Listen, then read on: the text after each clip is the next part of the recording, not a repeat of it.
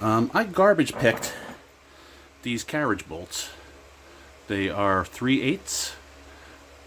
They have square nuts, which drives a lot of people crazy. I'll be honest with you, I don't like them either. But I did find out a trick that makes them a little bit less irritating.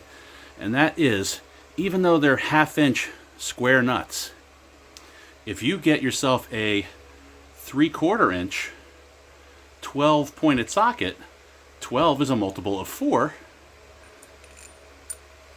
and it fits. You know, don't discount them just because they're square.